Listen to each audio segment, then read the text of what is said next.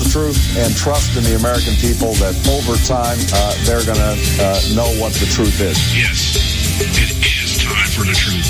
Right here, right now. This is the Conservative Syndicate. Real conservative talk from real conservatives.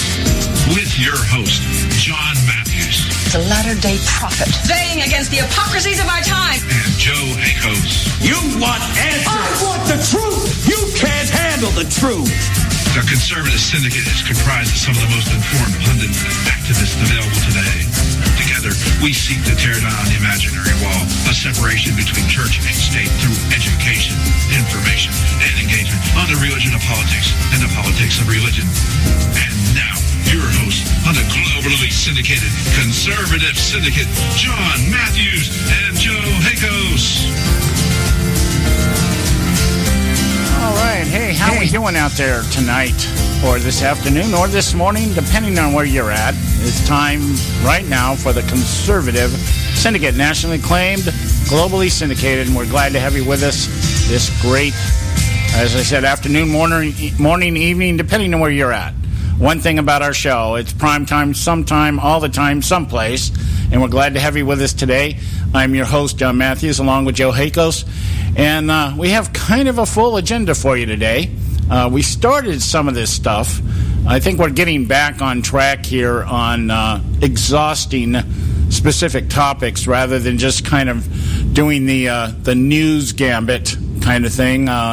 We kind of fell into that the last few weeks, but you know, you gotta take a break sometimes. I mean, there's a lot of research, a lot of reading, a lot of stuff that goes on when you get into, you know, topic sensitive type of things. You know, you can't just go with a couple of news articles or headlines or whatever. And but there's a couple things happening here, I think, materializing before our very eyes that I just can't help but think is not going to somewhere play out here in the next 70 some odd days between now and the election coming up in November. So, having said that, let me get my partner in crime on here. How you doing tonight, Joe? I'm good, John. It's Panhandle is wonderful once again, and we got what some people would call a monsoon, but it's just a typical, just a nice late summer shower. But other folks, I was listening to watching a thing on the local television, and it's a local station touting their weather, and it's like, the weather has changed. I'm like, the weather hasn't changed in a billion years. What are you talking about? It rains, it snows, it gets cold, it gets warm. Maybe it gets windy sometimes. What's changed? I always get a kick. I laugh about out here in California. If we have a really foggy day with drizzle, we got the reporters out here on storm watch. It's really funny, but it does. I find it humorous, we get a little bit of rain, or like I said, I've seen days out here where it's just been like 5 or 6 hours to just kind of like drizzle. The fog. We have fog out here like crazy, and especially during the change of seasons when the cold air from coming in from the beach hits the hot air coming in over the mountains or whatever, and we get a lot of fog. And so if it gets too foggy, then it drizzles. And boy, you see the people down there at Channel 7 News especially, they don their little windbreakers, their little raincoats, and go down to the beach and talk about the storm watch. Yeah, storm watch. You mean like the floods in Louisiana? Yeah. I don't think we've ever had floods that bad. We've had high tides come in here, and pretty much destroy the coast, but we're not really, we're a desert, for crying out loud. So it's not like we have floods coming in so much. We have mudslides in some of the hilly areas, after fires, because that's one thing California does well. It burns. Yeah, it burns really good there. Yeah, I know. Yeah. I remember cutting the grass, throwing a rock, and starting a fire. Yeah. I often wonder if this isn't God's real depiction of what hell is like. Everything looks beautiful, but it's hot and it burns all the time. So I don't know. Anyway, I wanted to speaking of flooding here, my favorite climate change guy is out there telling us, warning us once again. This guy is a mechanical engineer turned climate change expert. Bill Nye, the science guy. Bill Nye, the science guy. Okay. Right. Yeah. And I'm the Pope. Yeah, the only time I've ever listened to this guy that I thought he was even remotely entertaining was when he guest appeared on The Big Bang Theory one time as the anti-nemesis of Professor Proton, played by Bob Newhart. Well, I like the thing that thing he used to have on that show of his that guy dressed up in the rat suit. Who's that? He had a guy dressed up in a rat suit. Big giant rat. On the Big Bang Theory? It was the foil to Nye. And it's like, oh, yeah, it's awesome. I like the rat better than Nye. Oh, well, it was funny on Bill Nye when he was on Big Bang Theory. Bob Newhart played a childhood idol of Leonard. What's his name? Leonard Horowitz or whatever his name is. Leonard and Sheldon. They're both physicists out here at Caltech, and they were like his childhood idol. And it turns out that Bill Nye, the science guy, is the guy that stole Professor Proton's reputation, and they meet up somewhere. It has to be. I think Leonard becomes really good friends with Professor Proton, and Sheldon becomes jealous, so he goes out and gets Bill Nye, the science guy, and he introduces him to Professor Proton. And he says, "Oh, you've always been one of my idols. And Proton said, "Yeah, you stole all my stuff, you ass." Well, speaking of ass, that's what Bill Nye is. This is just stupidity on steroids here for him. I can't believe this thing. That's I look at CNN thing. I look at Phil Nye, the science guy, like I look at Dr. Phil. Dr. Phil, I think, was a plumber. I'm watching. They got a promo for Dr. Phil. You can be right, or you can be happy, but you can't be both. I'm like, bull crap. What the hell are you talking about? Yeah. Or his famous line, how's that working for you? That kind of thing. Can't be right and happy at the same time. Yeah. I think I can. So, Bill Nye, the science guy, is out there reassuring us that we're on the verge of Armageddon as far as climate change goes. And the storm down in Louisiana, the flooding down there, is all caused and all due to climate change. And, by the way, it's going to get worse, according to him. Yes. And everybody's going to move out of Louisiana.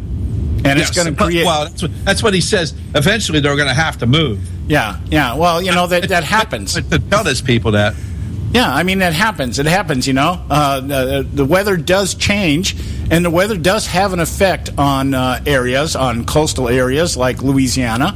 And, things like that happen. Communities move when there's no longer any place left to build your house. Yeah, that makes sense. Yeah, well, you know what? You never notice change in the weather, because if you only lived at 30 years of old, you might not see any weather change. Yeah. Well, yeah, you're right. And it is. It's just so. I don't know what it is. It's about this big thing about the weather changes, and it changes every year. I mean, I've been out here in California most of my life. I mean, I'm 62 now. I've probably been out here 52 years of my 62 years alive, and I've lived up and down the coast. I've lived up as far north as Santa Barbara and as far south as San Diego. That's a long stretch. It's about 600 miles, maybe, by the time you count it all, between 400 and 600 miles. And, there's been summers that were really hot, and there's been summers that weren't so hot, and there's been winters that have been really rainy, and we've had rainy summers, and we've had hot winters for as long as I can remember. It just happens. Yeah, it's called the weather. Yeah, it's called the weather. Things change. Sunspots change. You don't want weather to stay the same because, well, I guess they really do, John. That's part of the utopia vision that they have. Where it's 74 degrees, it's 25% humidity, and 2 days out of the month, you'll have a light, gentle rain with a light breeze. Yeah, just enough to keep your lavender plants, purple and just the right amount of watering, so you don't have to worry about that because Yeah, but if this was so horrible and tragic and everything, like 60,000 homes and 13 people killed, that's a the devastation there in Louisiana is comparable to what Katrina did, except it's not the entire Gulf Coast region, because the entire Gulf Coast region, people only care about New Orleans when it comes to Katrina, but the entire Gulf Coast was destroyed. Yeah, all the way over into Florida, it was destroyed. And we have to say one thing here. We have to say one thing about this situation here. You would think after Katrina that somebody down there said maybe we should do something to stop this if it happens again. Well, this one here, John, was just weird because it was a storm. It was stationary. It dumped a whole bunch of water, and the river started going instead of north-south like they usually do in our hemisphere. And they were going south to north. They were going upstream instead of downstream. It was one of those. It's just a freak thing. It's nothing that anybody could plan for. Now, Katrina, on the other hand, had 5 days of warning to get the hell out. Yeah. Yeah. Well, I'm just saying, though, you would think after something like Katrina, we heard about low levees and dams that broke and all this other stuff, and you would think that somebody, all the Democrats are always down there crying for money from the government. Somebody would have said, maybe we should just do something to try to prevent something, if something like this should occur. I mean, if you're on the coast, I live on the coast. If you live on the coast, you know that weird things happen. And you should adjust. I mean, even people out here, you go down to Seal Beach now, which gets hit with the high tides really bad out here sometimes, and you'll find that people that live on the beach have learned to fill sandbags and put things out there that they can, in a moment's notice, can pull the stuff out. And, okay, we got reports, high tides are coming in. Let's do something to stop it from destroying our homes. Well, I'm here to tell you, these people were living in. They weren't flood zones. These weren't flood zones. That's how freaky this was. This is not a flood-prone area you're talking about. Okay. Well, who knows? Maybe. Exactly. Yeah. Maybe it's exactly. Who knows? Stuff happens. Yeah, I don't know. Maybe it's the hand of God coming against. You cannot do it. Maybe it's the hand of God coming against the Democrats. Who knows? I don't know. Okay. Could be. We gotta go to break. I don't know. I'm not that guy. I don't have a direct line. Well, I know. And I know Bill Nye, the science guy, certainly doesn't talk to him either. So, anyway, we got to go to a break here. We'll be right back, and we'll get into kind of what's going on here. I got another thing I want to share with you, and it has to do with the environmentalist wackos. So, stay with us right here at the Conservative Syndicate. Don't go away.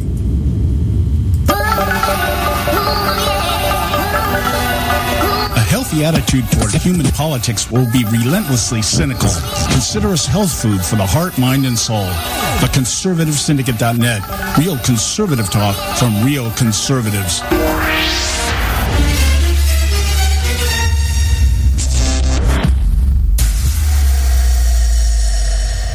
When our water heater broke down last month, it was a nightmare. It took 5 hours for the plumber to show up, and he charged us a couple of $100 just to come out. Then it cost another $1,800 to put in the new water heater. By the time it was all said and done, I felt like I'd been taken. But what else could I do? The smartest thing you can do is get a home warranty from American Residential Warranty. Their home warranties pay to repair or replace all your major appliances when they break, and they will break, and at the worst possible time. Call American Residential Warranty right now for free information on home warranties starting at just pennies a day. Don't wait for your refrigerator to stop running or your ceiling fans to stop turning. Call American Residential Warranty right now. Ask how you can save up to 50% on washer and dryer coverage. Just call 1-800-790-5960. That's 1-800-790-5960. Again, 1-800-790-5960. Call now. Limited time offer, 24-month commitment and credit qualification require cancellation fee, auto pay, and paperless billing, and other restrictions apply. If you can't see the difference, why pay the difference?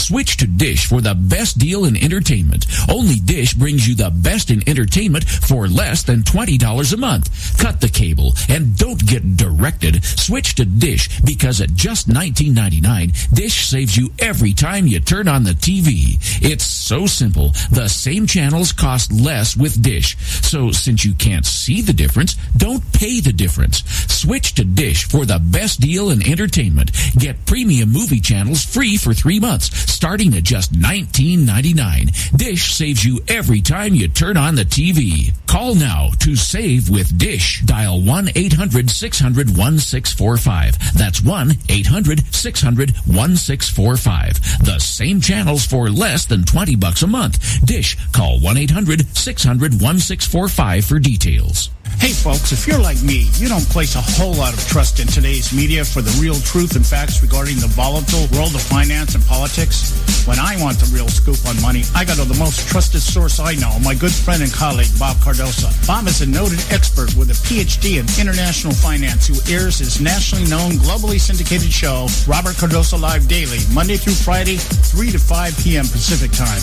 With Bob, you get the right information at the right time from someone who knows his business and can help you make the right decisions concerning yours. Again, Bob airs daily, Monday through Friday, 3 to 5 p.m. Pacific time.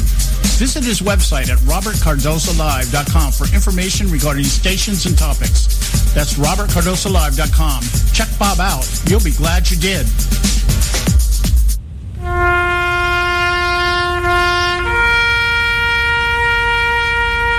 Read something recently worth thinking about. It's the soldier, not the campus organizer, who's given us freedom to demonstrate. It's the soldier, not the reporter, who's given us freedom of the press. It's the soldier, not the poet, who's given us freedom of speech. It's the soldier who serves under the flag, who defends the protesters' right to burn the flag. Isn't it time now to demonstrate that we support our troops? Were it not for the brave, there'd be no land of the free. Fred Thompson's message was brought to you by citizensunited.org.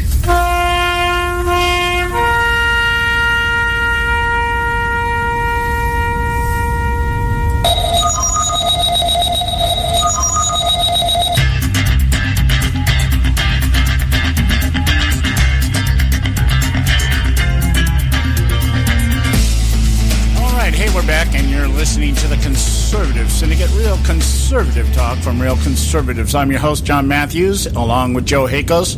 And, I often make fun of my wife, even here on the show sometimes, about her choice of news channels.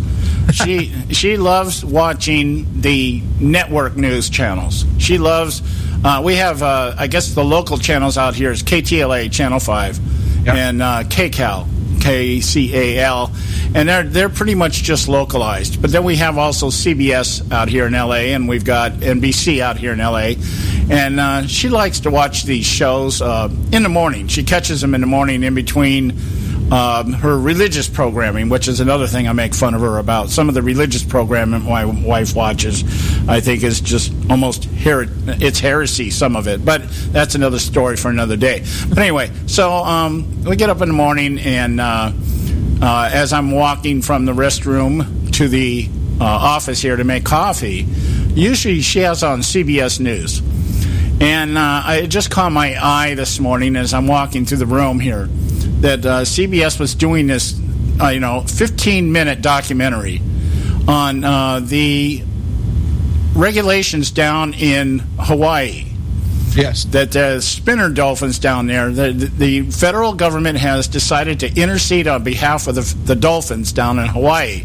They got constitutional rights, those dolphins. Yeah, because the tourists, I guess, like to go out there and play with them. They go out there and then swim around with them and stuff. And so I thought, well, one thing about the CBS News show is it's very hard to find anything on the Internet about what they do. They don't have transcripts or nothing like that. You might find a story once in a while, but it's not like going on, say, Hannity and being able to go on a website and find a transcript of the show or something like that. So I just started doing the search, and lo and behold, I find out that there's a petition on the other side of the world here over in your area, Joe, over in Florida. Oh, yes. To do the same thing, to outlaw swimming with spinner dolphins. Yes, you're not allowed. There is already a law in place that, if the Wildlife Commission sees you and you're out on the water and you're messing with the dolphins, you're not supposed to feed the dolphins or anything. So they can come by and give you a ticket for doing it already. Wow. What you're talking about here is just borderline hilarious. Yeah, it is. It is. Rick O'Barry, who was the former dolphin trainer of the 1960s TV show Flipper. Okay, which, by the way, I wonder if Flipper got a fair contract. Flipper ended up having to go work for the Miami Dolphins when they...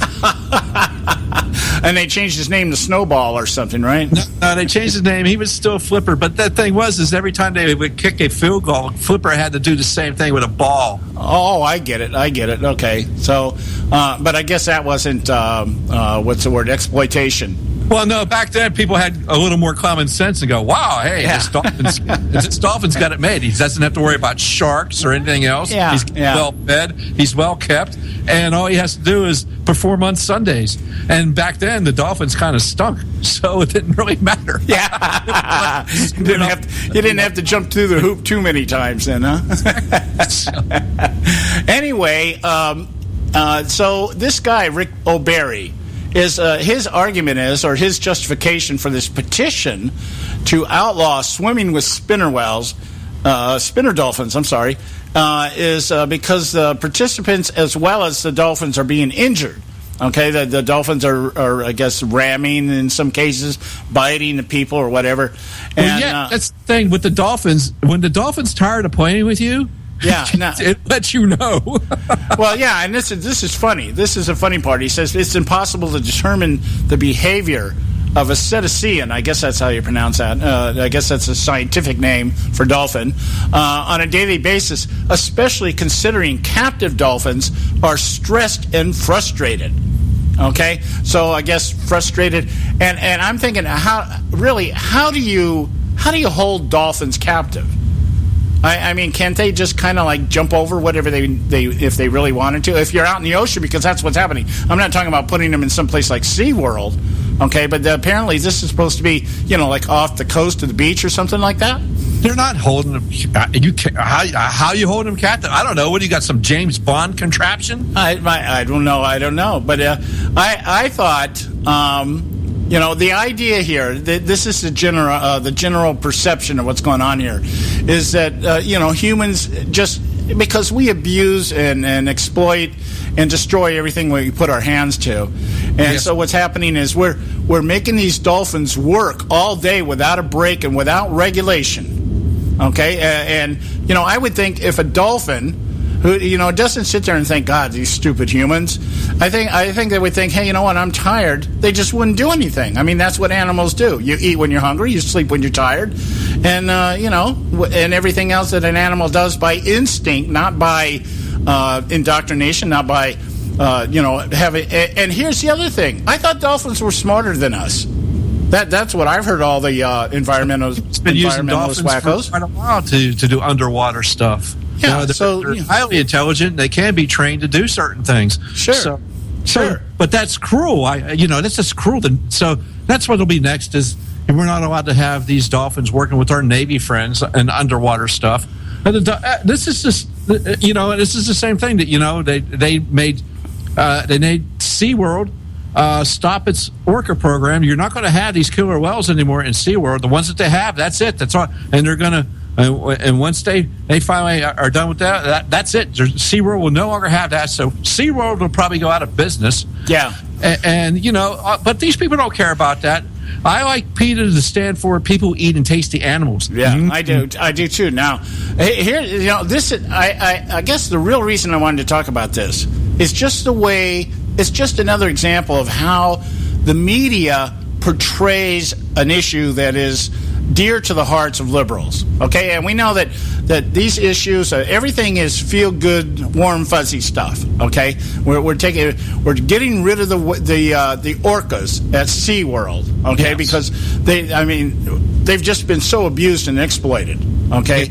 And now we're worried about the dolphins, okay? Now, I want to read you one paragraph from this, because this is what caught my eye. This is the real reason I even want to talk about this.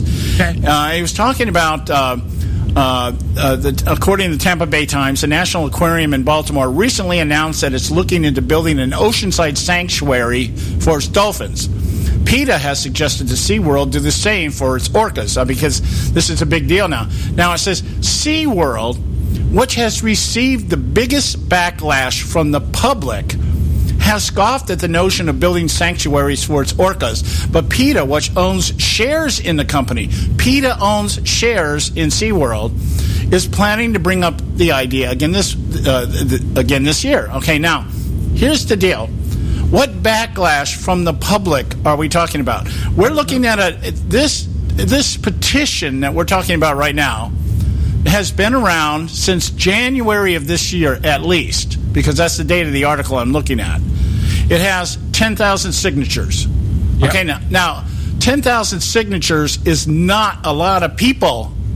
Okay, it's really not a lot of people when you consider how, if something's really a hot button issue, how quick petitions can be amassed, and 500,000, 1 million signatures, in a few days. Oh, yeah. So this thing has been going on since January, and we're looking at maybe 10,000 signatures.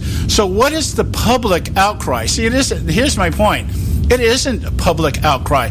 People like to go to SeaWorld, and they go to SeaWorld what? To see orcas and dolphins. Yes, absolutely. They want to see some of this stuff in an environment that's safe for the humans. Yeah, and I'm telling you, it's not cheap out here. We have SeaWorld out here in San Diego. The cheapest ticket is $115. Yeah. It's not cheap.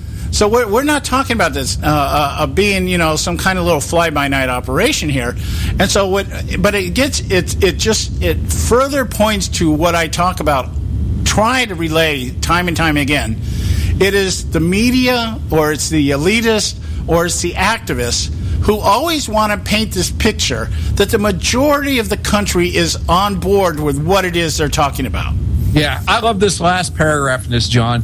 When the shareholders meet this year, PETA will be there to propose its sanctuary plan. We're proposing SeaWorld develop these sanctuaries wherever it's best for the animals. PETA's director of animal law, Jared Goldman, told New Times, SeaWorld, as a global company, is in the position to do this and make it happen if they choose to. Meanwhile, the End the Swimming with Dolphins petition is almost ready to go to Congress. It needs 12,800 signatures. Yeah. So now, and apparently, like I said, this article is dated in January. Congress, really? Okay, so they might have more than 10,000 signatures. Apparently, they got their 12,800 because in Hawaii now, I guess it's being outlawed.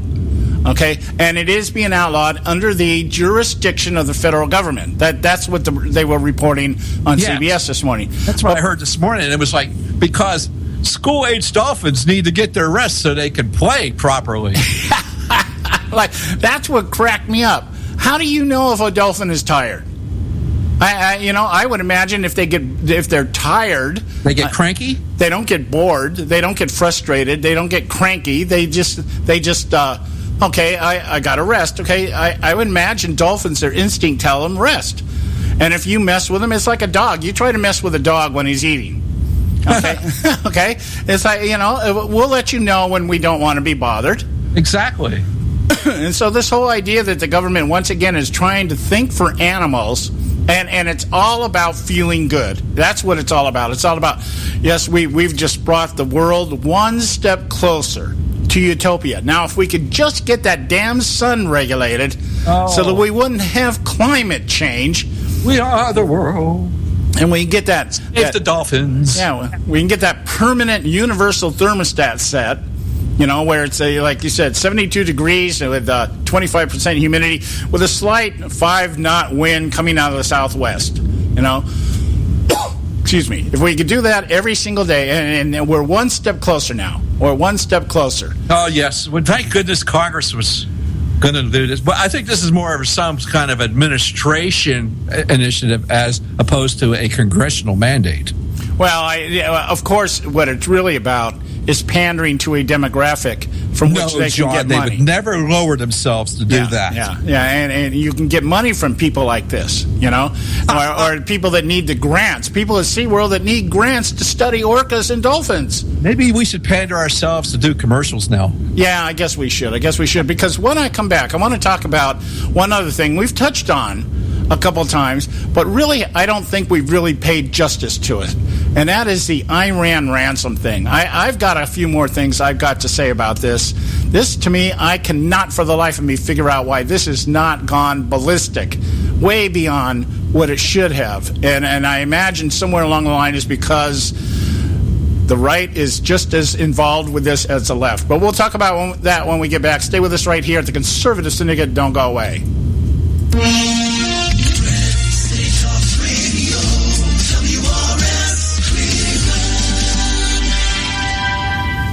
Hey, I'll make you a deal. Give me 60 seconds, and I'll give you directions to the Fountain of Youth. Okay, I'm joking. Well, kind of joking. No fountains, but youth, I got. Nature's Youth and their premier anti-aging product, Nature's Youth RSF. With your sensible diet and exercise plan, Nature's Youth RSF can help you look and feel better. RSF is an all-natural amino acid supplement that supports your body to naturally increase HGH levels without any synthetic hormones. And elevated HGH levels can contribute to increased energy, improved libido, reduced body fat, and improved exercise capacity. Let's be honest, who doesn't want to look and feel younger? Visit the newly designed website at nature'syouth.com or call 800-333-6923. That's 800-333-6923, and like them on Facebook, and you'll be included in contests and exclusive offers. What a deal. Oh, speaking of deals, my time's about up. 800-333-6923 or nature'syouth.com. Who needs a fountain anyway? Call today. Expand your life with Expandovite.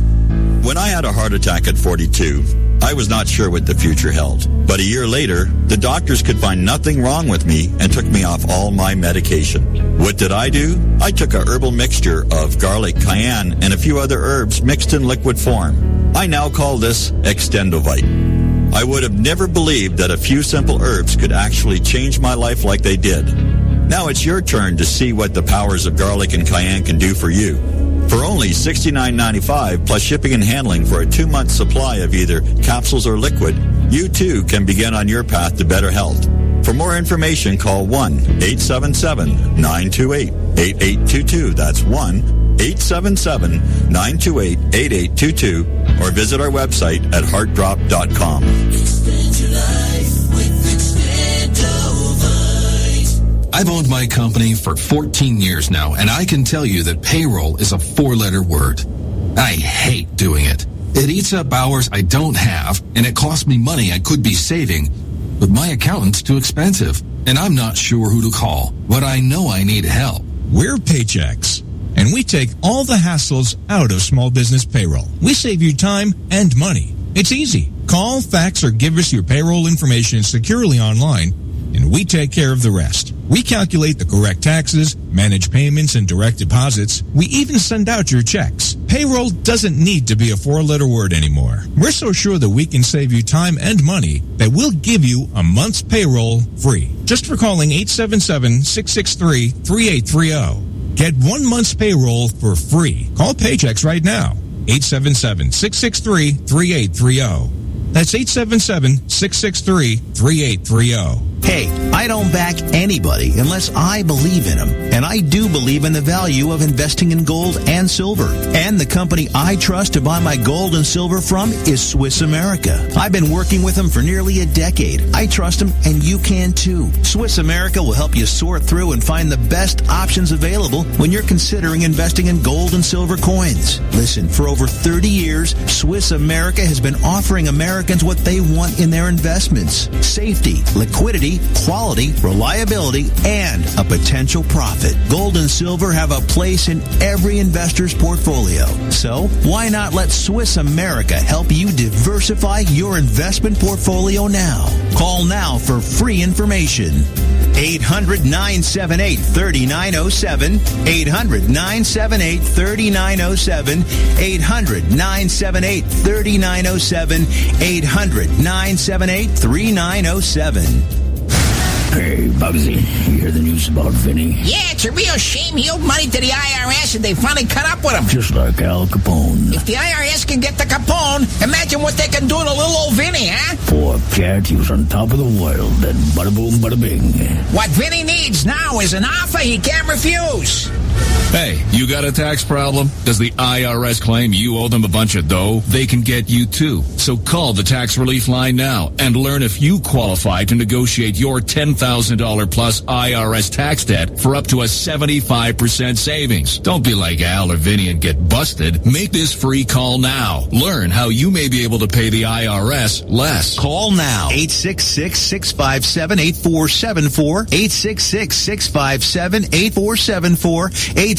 866-657-8474. 866-657-8474. All right, hey, we're back, and you're listening to the Conservative Syndicate, real conservative talk from real conservatives. I'm your host, John Matthews, along with Joe Hakos. And I want to get back on this Iran ransom deal.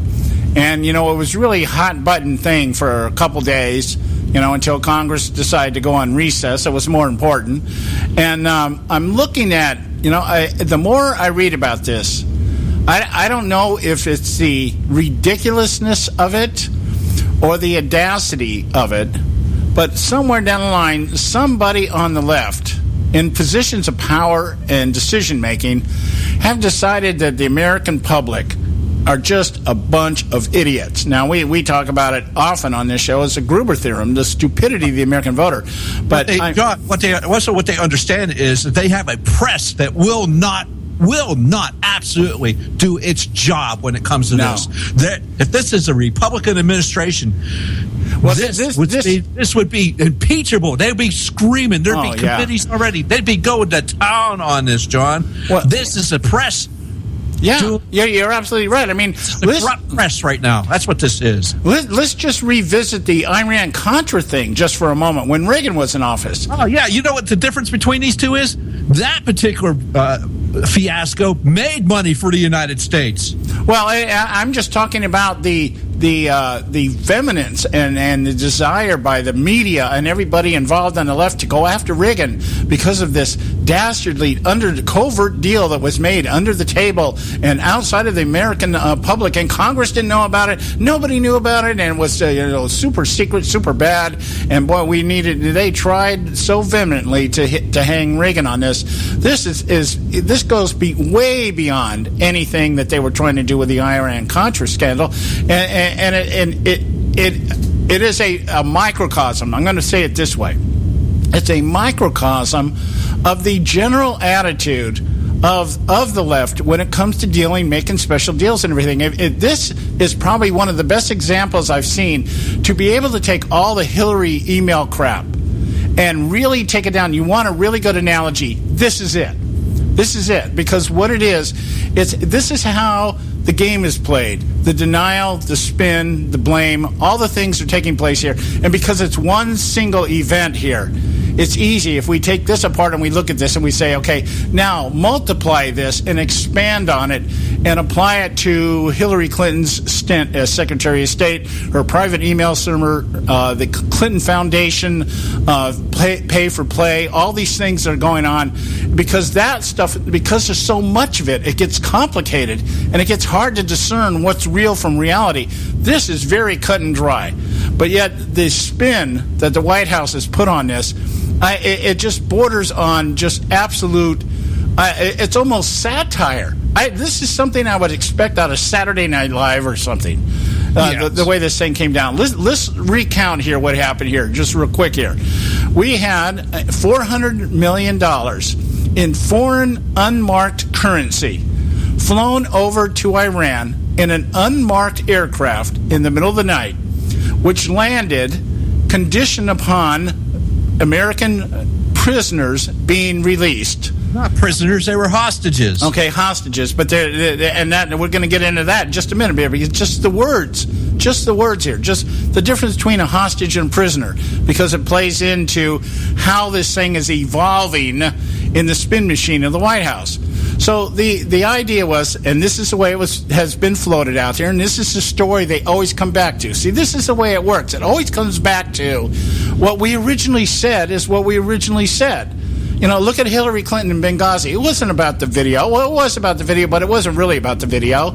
If somebody just decided one day to go out and kill Americans, what difference at this point does it make? That kind of stuff. Now, but the first story that was given us was that the negotiations for the $400 million had to deal with an arms exchange deal that went bad back in 1970 and was never paid. Iran was never paid for these, delivered. The arms were never delivered because the Shah at that time was sent into exile. And so this has been sitting around garnering interest. And the Americans, as part of the Iran deal, that's one thing that they have admitted. This was part of the Iran deal. Yeah, the $1.7 billion Iran nuclear weapons deal. Right, and so this $1.7 billion that's supposed to be given back to Iran, this $400 million in unmarked foreign currency delivered on an unmarked airplane.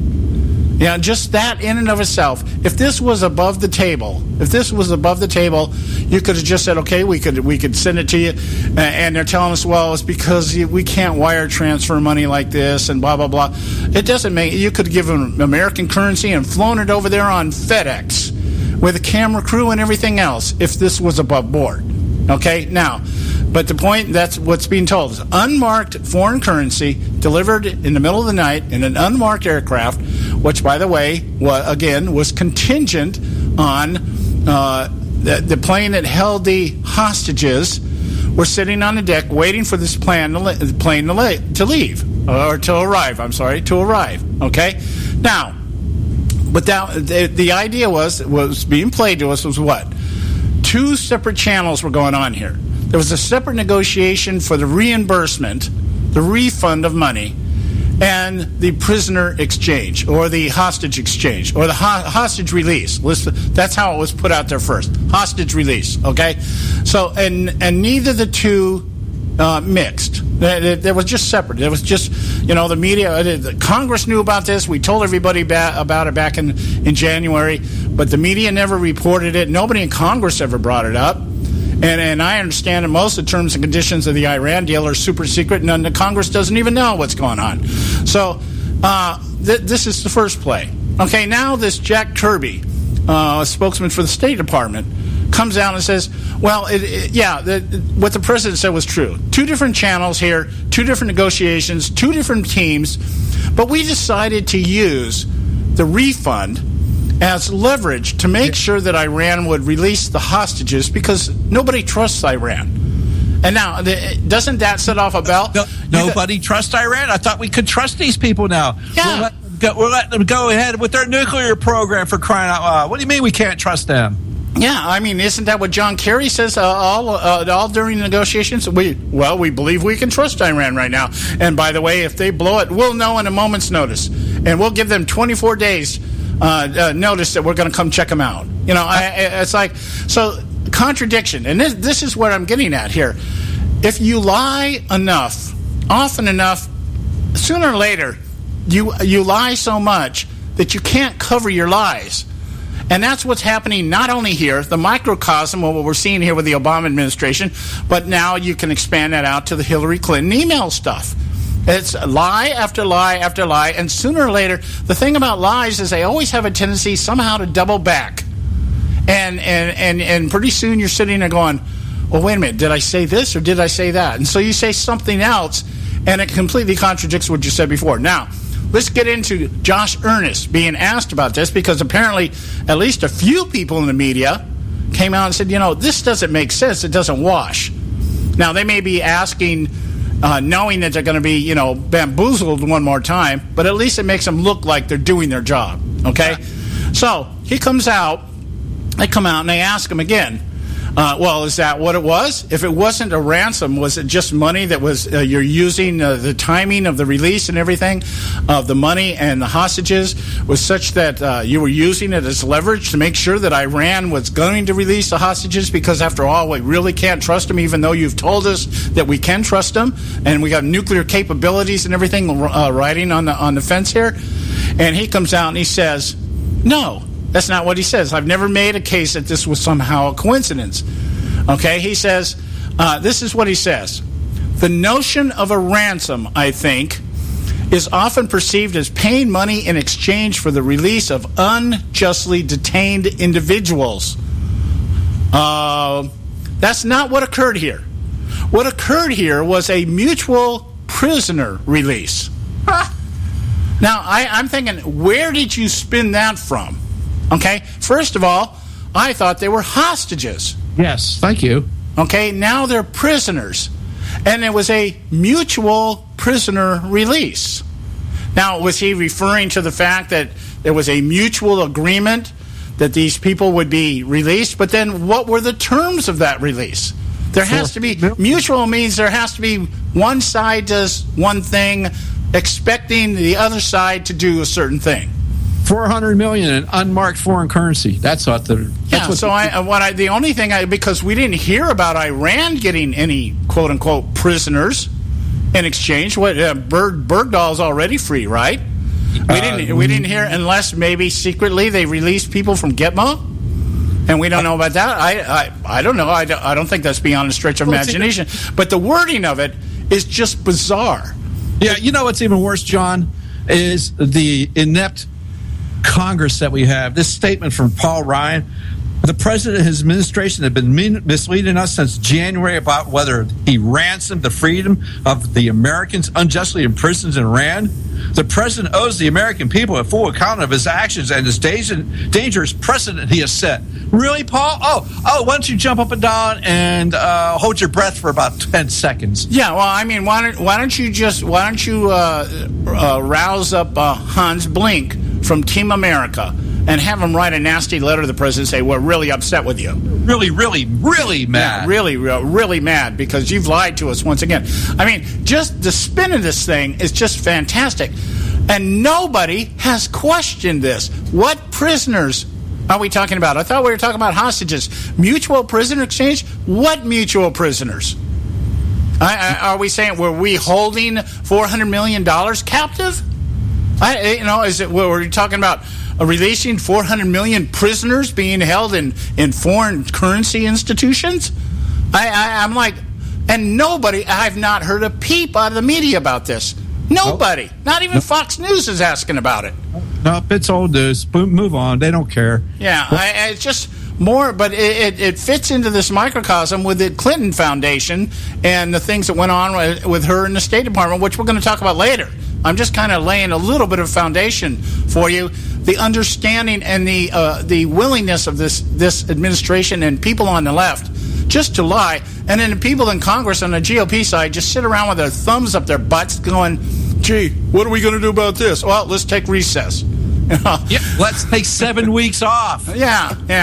We got an election coming up. Let's all go home and see if we can dupe our constituents into voting for us one more time. I see it in the meeting now. Hey, what should we do about this? Oh, I got an idea. Let's go on recess for 7 weeks. Anybody? Hey, everybody. Let's do that. That sounds like a great idea. Yeah.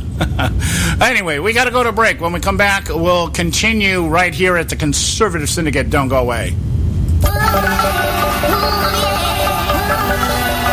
A healthy attitude toward human politics will be relentlessly cynical.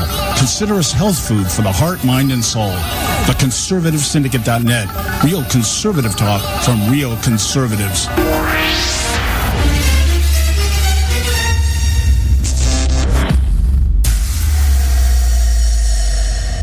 Hey folks, if you're like me, you don't place a whole lot of trust in today's media for the real truth and facts regarding the volatile world of finance and politics.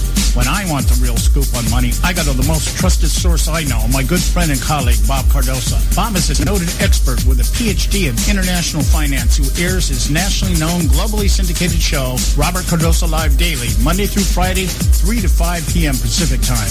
With Bob, you get the right information at the right time from someone who knows his business and can help you make the right decisions concerning yours. Again, Bob airs daily, Monday through Friday, 3 to 5 p.m. Pacific time. Visit his website at robertcardosalive.com for information regarding stations and topics. That's robertcardosalive.com. Check Bob out. You'll be glad you did.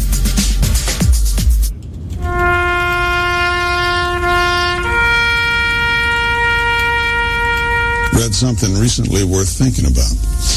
It's the soldier, not the campus organizer, who's given us freedom to demonstrate. It's the soldier, not the reporter, who's given us freedom of the press. It's the soldier, not the poet, who's given us freedom of speech. It's the soldier who serves under the flag, who defends the protesters' right to burn the flag. Isn't it time now to demonstrate that we support our troops? Were it not for the brave, there'd be no land of the free. Fred Thompson's message was brought to you by citizensunited.org.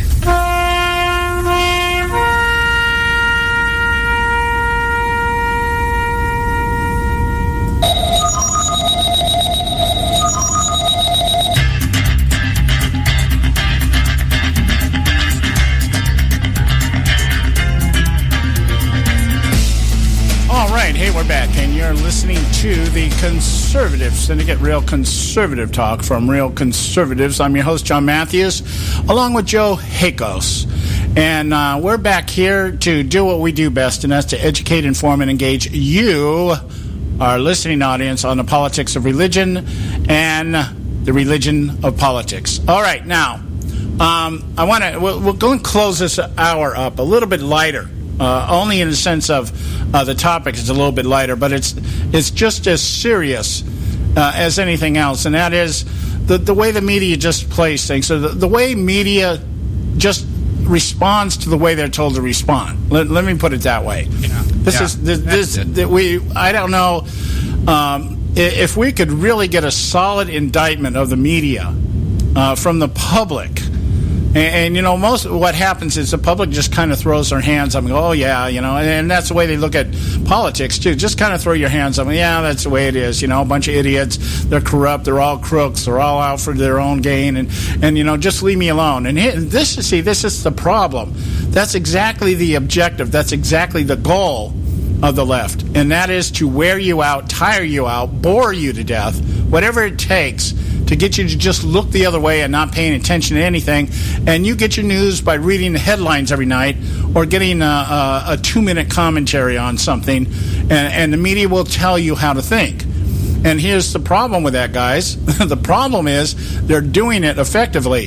And if they continue to do it, and if they do it for the next 70-some-odd days, we're in some really, really, really deep kimchi come November. Should Hillary Clinton be the one that is chosen by the American public to run this country for the next 4 years. I don't care what you think about Donald Trump. If you think that Hillary is better than Trump, you really need to go have your head examined. And you might start by taking it out of your anus. It's a visual. Yeah, and get some oxygen to it, and do some serious soul searching as to why you would think Hillary Clinton, who has a history of almost 50 years of lying, corruption, everything else, along with a death list. Well, come on, for crying out loud. They just found 15,000 more emails that she was already supposed to previously have submitted to the... Yeah, and I'm going to talk about that a lot the next hour here. But I want to just kind of touch base again. I can't get this gnawing feeling away from me. You know, I try to dismiss this stuff when I think, oh, it could be, could not be, but there's no proof, there's no evidence. Kind of like the thing with Obama's birth certificate. You know, he could have been a natural-born American. He might not have been. Nobody's ever been able to prove it one way or the other. You know, okay, we got a Photoshop birth certificate, we got a register, you know, whatever, but nobody's been able to prove it. So it's kind of like, okay, well, you got to kind of dismiss it at some point in time and just say, okay, it is what it is. It's irrelevant at this point in time. The damage has been done, okay? And if we found out tomorrow that he was not a U.S. citizen, so what? The damage is done. Okay, he got away with it. If he got away with it. Well, we'd have to make sure it never happened again, though. Yeah, we could do that. And we'd hear that from the politicians, too. We got to make sure this never happens again. So what are we going to do? Well, I think you might start by giving everybody a constitution test before they run for office. That might be a good place to start. Also start with absolutely arresting every single Democratic hierarchy for proposing this huge fraud upon America. Yeah. That would be a start. Yeah. That would be a great. This is never going to happen because we live in reality land, and we know it's not going to happen. Right. So we talked yesterday about Hillary Clinton being on Jimmy Kimmel's show, and the only reason I keep bringing this up is because the way that this is playing out she goes on Jimmy Kimmel, and Jimmy Kimmel takes her pulse. She has Jimmy Kimmel take her pulse. Okay, make sure I'm still breathing. Okay, fine. Ha ha ha ha. It's funny, you know. And then Jimmy Kimmel gives her a jar of pickles and says, "We want to see if you're strong enough to open up this jar of pickles." And, you know, that's a low bar. That's actually probably a high bar for a Democrat. You know, the qualifier. Okay, hey, she can open up the pickles and she's got a pulse. Let's put her in the White House. They had to brief her on the instructions on how to do it first. Okay, but that she's breathing and she can open up a jar of pickles. Therefore, she's qualified to be the president of the United States. That's the point I'm getting at. That's really, you know, what it is. Okay, now, but this caught my eye here. Google was asked to hide concerns over Hillary Clinton's health in their search engines. Okay? Rudy Giuliani had gone out and told people, hey, if you want to know about Hillary, just go out there and Google it. Go her Hillary's health issues, okay? And Farhad Manjoo, there you go, New York Times columnist Farhad Manjoo, I wonder what country he's from, called on Google to fix its search engine results so it doesn't give quarter to conspiracy theories. Okay? We don't want anything out there that people could read or begin to reason or think that maybe these accusations or rumors are true. And so let's go to Google, our good friends at Google, and say, hey, we need you to do something to kill the search engines. Now, wasn't there something just a while back, Joe, where they did the same thing? They Facebook and Google and all. Google was asked by the Chinese government to do this sort of thing for the Chinese government. But as we all know, the Chinese government is a totalitarian kind of governmental system as opposed to our system of government, which is supposed to be a free and open society. Oh my, I must be very disillusioned. Yeah, well, there was something, and I believe it had something to do with Clinton. And there was, when all the stuff began to break about the emails and stuff, that there was actually some effort to, and I think, what's his name? Guy over at Facebook. Mark Zuckerberg. Mark Zuckerberg. He did it on Facebook. Yeah, there was a thing where they tweaked their algorithms on Facebook, and these kind of posts would not be displayed in the timelines of people because they would not become trending. Right. Now, here's the deal. We've talked about this, about the idea of the plan of Hillary Clinton as regarding the First and Second Amendments is not to repeal them, but to render them useless. Yeah. And we're getting into this, and we're now back into this area where we're saying, for the sake of the country, what we need to do is we need to stop these conspiracies. We need to put a stop to them. Let's not feed the fire. Let's not give them fuel for the fire. Let's stop this stuff.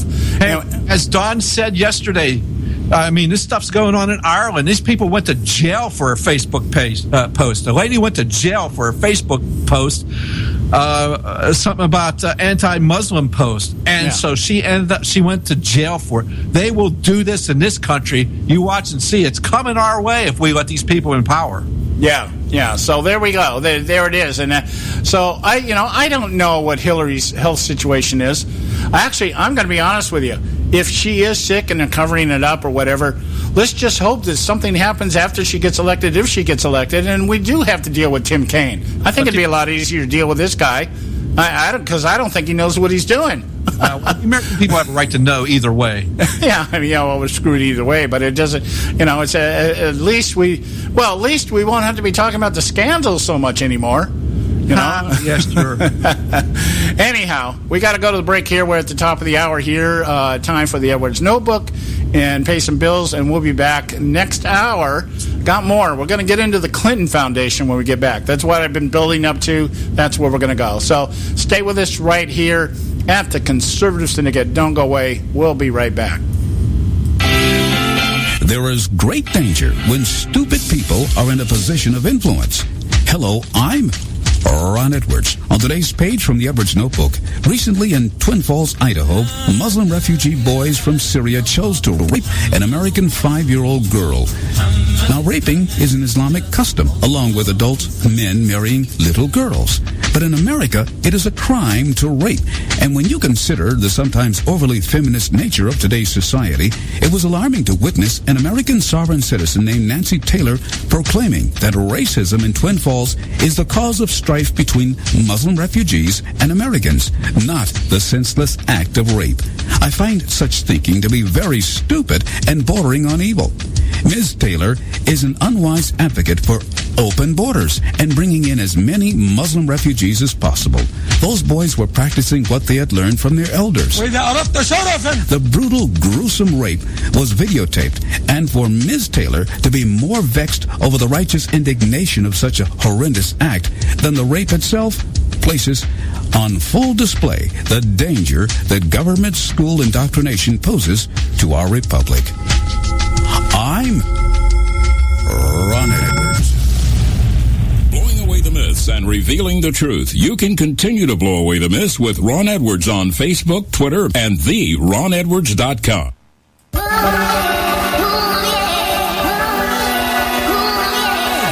You can catch all our archives at theconservativesyndicate.net. The Conservative Syndicate. Real conservative talk from real conservatives.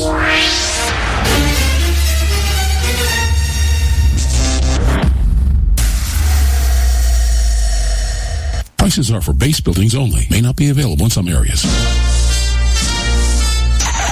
Attention business owners, do you want a stimulus package that really works? Before you spend thousands of dollars more than you should on your next building project, listen to this. General Steel has a stimulus package designed to help you save as much as half the cost of conventional construction on your next building. As much as half. That's right. General Steel can save you thousands of dollars with a pre-engineered steel building designed for your business or church. How about a 50 by 100 foot building for under $30,000? So don't pay thousands more than you should without calling General Steel first and save as much as half the cost and time of conventional construction. With the projected demand for steel in Japan and China, prices may be skyrocketing. 877-927-3360. 877-927-3360. 877-927-3360. Term life insurance. It can be a powerful way to protect your assets and your family. You work hard to earn and save your money to build a nest egg for the future. Don't let it get wiped out because you didn't plan ahead. Take the time now and make a small investment in $500,000 or more in quality term life insurance. Call the Term Lifeline and let us shop the best companies to give you the lowest rates. We specialize in policies of $500,000 and above. Ask about some of our 10 and 20-year fixed rate plans with guaranteed rates. Call the Term Lifeline right now for your free insurance quote. 800-870-3609. 800-870-3609. You owe it to yourself to protect your family and your assets. Make term life insurance part of that plan.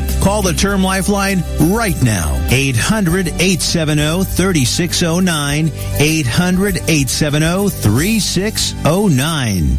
Hey folks, if you're like me, you don't place a whole lot of trust in today's media for the real truth and facts regarding the volatile world of finance and politics. When I want the real scoop on money, I go to the most trusted source I know, my good friend and colleague, Bob Cardosa. Bob is a noted expert with a PhD in international finance who airs his nationally known, globally syndicated show, Robert Cardosa Live Daily, Monday through Friday, 3 to 5 p.m. Pacific time.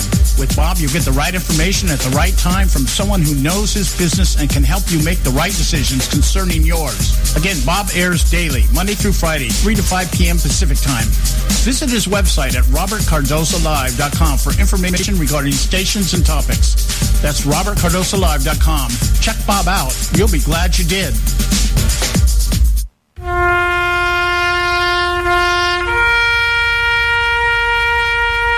Read something recently worth thinking about. It's the soldier, not the campus organizer, who's given us freedom to demonstrate. It's the soldier, not the reporter, who's given us freedom of the press. It's the soldier, not the poet, who's given us freedom of speech. It's the soldier who serves under the flag who defends the protesters' right to burn the flag. Isn't it time now to demonstrate that we support our troops? Were it not for the brave, there'd be no land of the free. Fred Thompson's message was brought to you by citizensunited.org.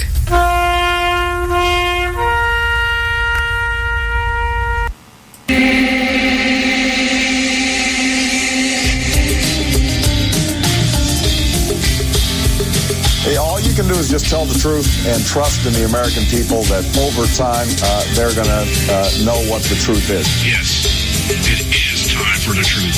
Right here, right now. This is the Conservative Syndicate. Real conservative talk from real conservatives.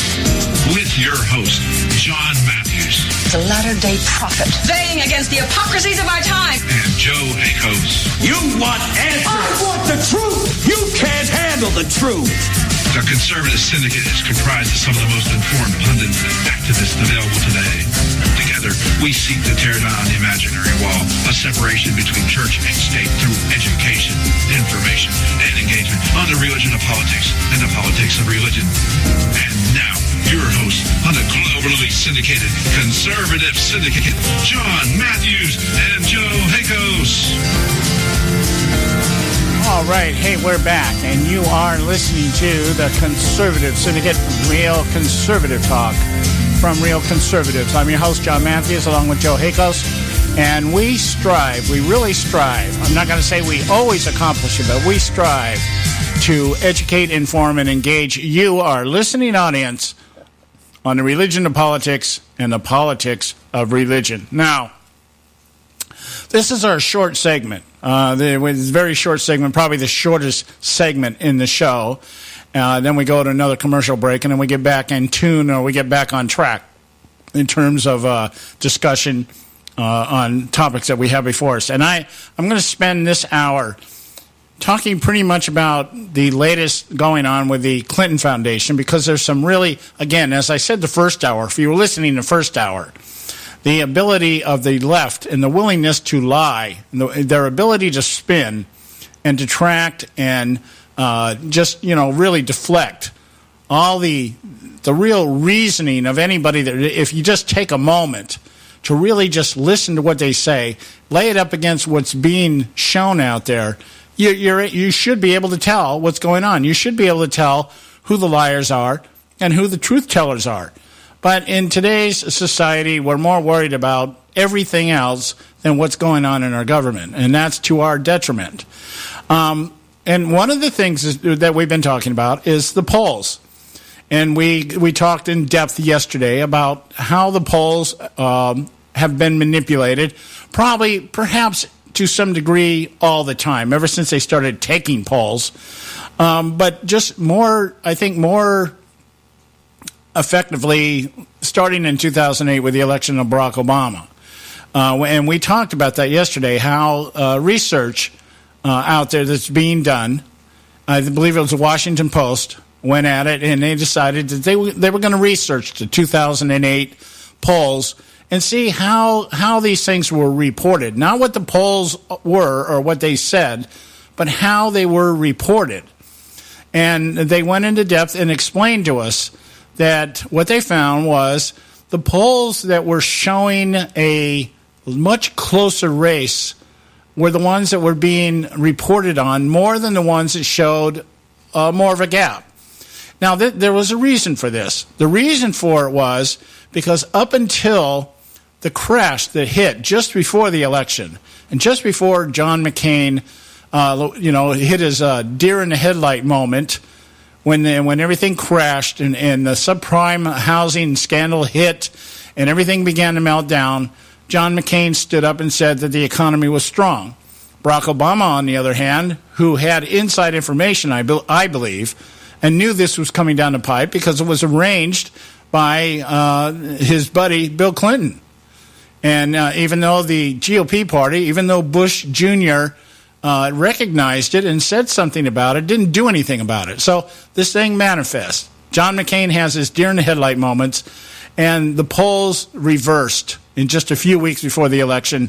John McCain was out there. I believe at one point he had almost a double-digit lead over Barack Obama.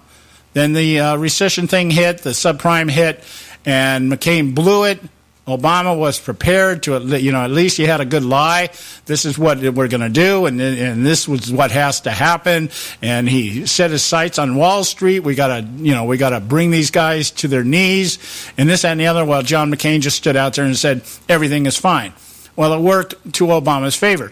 But up until that point, the polls were trying to make it a close race.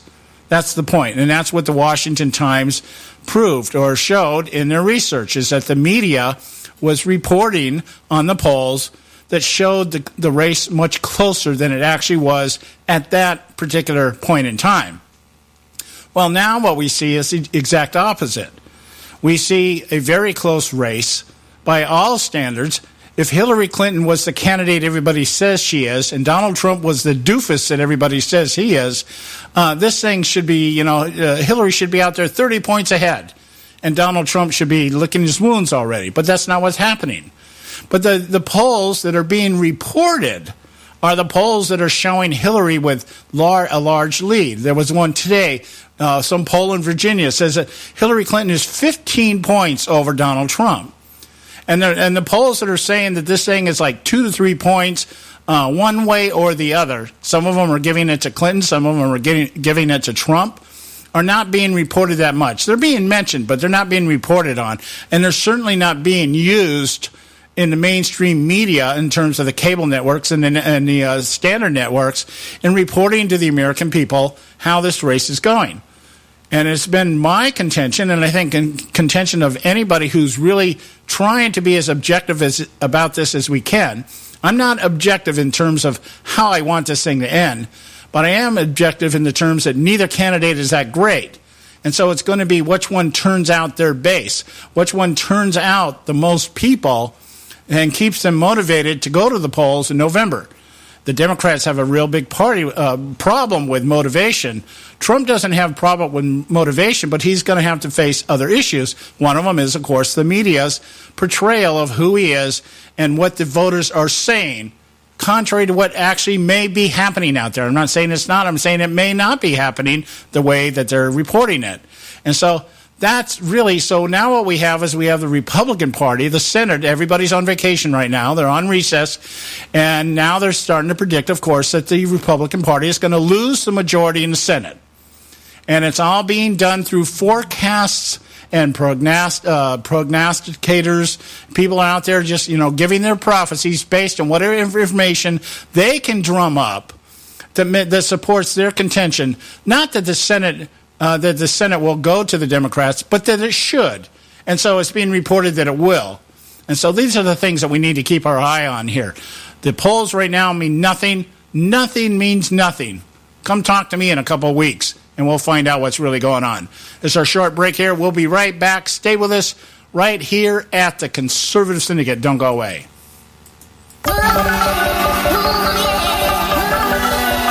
A healthy attitude toward human politics will be relentlessly cynical. Consider us health food for the heart, mind, and soul. The ConservativeSyndicate.net. Real conservative talk from real conservatives.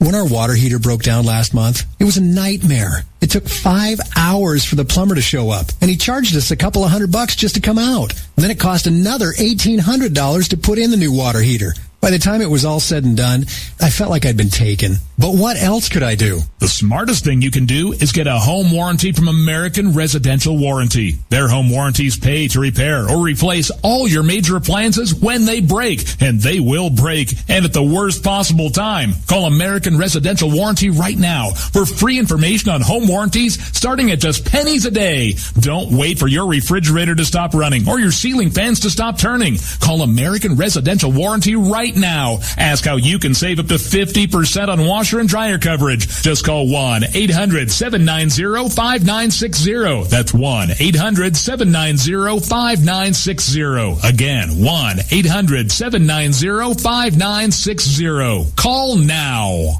Limited time offer, 24-month commitment and credit qualification require cancellation fee, auto pay, and paperless billing, and other restrictions apply. If you can't see the difference, why pay the difference? Switch to Dish for the best deal in entertainment. Only Dish brings you the best in entertainment for less than $20 a month. Cut the cable and don't get directed. Switch to Dish because at just $19.99, Dish saves you every time you turn on the TV. It's so simple. The same channels cost less with Dish. So since you can't see the difference, don't pay the difference. Switch to Dish for the best deal in entertainment. Get premium movie channels free for 3 months, starting at just $19.99. Dish saves you every time you turn on the TV. Call now to save with Dish. Dial 1-800-600-1645. That's 1-800-600-1645. The same channels for less than $20 a month. Dish. Call 1-800-600-1645 for details. Hey folks, if you're like me, you don't place a whole lot of trust in today's media for the real truth and facts regarding the volatile world of finance and politics. When I want the real scoop on money, I go to the most trusted source I know, my good friend and colleague, Bob Cardoso. Bob is a noted expert with a PhD in international finance who airs his nationally known, globally syndicated show, Robert Cardoso Live Daily, Monday through Friday, 3 to 5 p.m. Pacific time. With Bob, you get the right information at the right time from someone who knows his business and can help you make the right decisions concerning yours. Again, Bob airs daily, Monday through Friday, 3 to 5 p.m. Pacific time. Visit his website at robertcardosolive.com for information regarding stations and topics. That's robertcardosolive.com. Check Bob out. You'll be glad you did.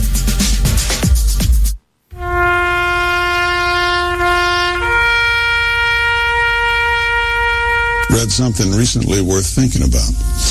It's the soldier, not the campus organizer, who's given us freedom to demonstrate. It's the soldier, not the reporter, who's given us freedom of the press. It's the soldier, not the poet, who's given us freedom of speech. It's the soldier who serves under the flag, who defends the protesters' right to burn the flag. Isn't it time now to demonstrate that we support our troops? Were it not for the brave, there'd be no land of the free. Fred Thompson's message was brought to you by citizensunited.org.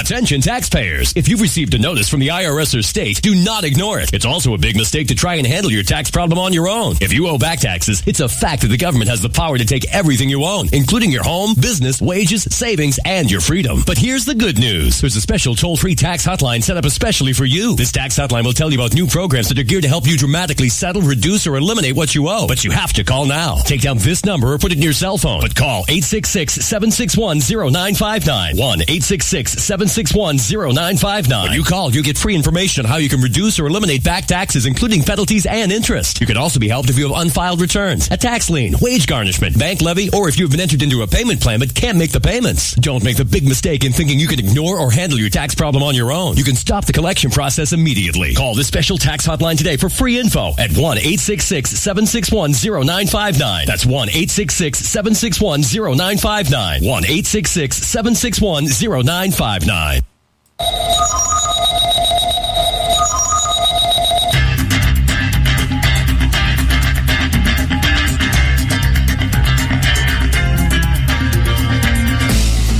And we are back, and you are listening to the Conservative Syndicate, real conservative talk from real conservatives. I'm your host, John Matthews, along with Joe Hakos.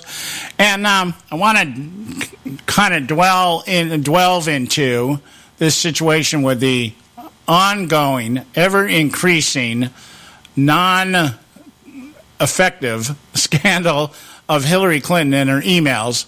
And it boggles my mind that we're sitting here at this point in time, and then we have a viable candidate running for the office of President of the United States of America who has shown and been proven to have violated law, regulations, procedure, has endangered our national security through the hacking of email servers. And people say, well, it was never proven that, well, it wasn't. You think that somebody hacks an email server into national security, they're going to tell us? I mean, we've got people that have hacked into the DNC servers. We have people that have hacked into Hillary Clinton's campaign servers. And now you're telling me that she had a private server that had no security on it, virtually no security, and tell me that it wasn't hacked? I'm sorry. That just, it doesn't even make, you really have to put on your tin hat to believe that didn't happen. And nobody on the other side, enemies are not going to tell you, hey, we have found out what's going on here. Think about the coding that took place during World War II. The Japanese coding system was busted. The German coding system was busted also. Did the United States go out there and say, hey, guess what? We found out what your codes are saying. We know where you're going. We know what you're doing. That isn't what espionage is about. It isn't what counterintelligence is about. It's not how it functions. You're not going to know anything until something comes down the pipe and completely backfires in our face. Excuse me. And then you can tell, then you'll know that information had to have been leaked somewhere. Then you can, but by then it may be too late. Who knows? Okay? But the Clinton Foundation, here is, I mean, when you have the amount of money that's been transferred, that has been donated to this fund, this foundation, by foreign nationals, by people seeking favor from Clinton. I mean, you don't have to dig too deep. You don't have to dig too deep. And if you look at the history of the Clintons, their entire history revolves around pay for play. Everything. Go back to Bill Clinton's tenure as governor of Arkansas, for crying out loud, and you can find it. You can find it in Whitewater. You can find it with the foster farms. You can find it. It's there. It's there. And most of that stuff has been proven but discounted. Just kind of pushed away in that old news bin that the left always puts all their scandals in. And it just disregarded. You know, that was then, this is now. And the Clintons are playing it again that way. That was then, this is now. Bill Clinton out here talking about the fact that if his wife gets elected, he will step down as the guy overseeing the Clinton Foundation. So what? I mean, what does that really accomplish? So what are you going to do? You're going to put your daughter as the head? Is she going to be on the masthead? You know, like Huma Ahmadine was on the masthead of the radical Muslim publication run by her father, but she didn't really do anything. That's what they're claiming. Is that what's going to happen here with Chelsea Clinton? She'll be the ghost CEO. She'll be the one that, her name will be on everything.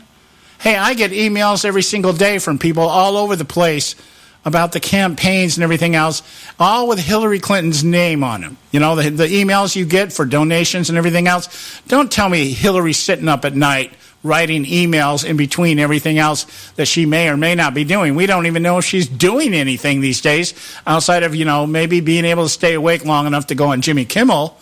But she's not really out there campaigning right now. The media is campaigning for her by campaigning against Trump. And she has to do very little right now. Because right now it's worked to a great degree. But we'll see.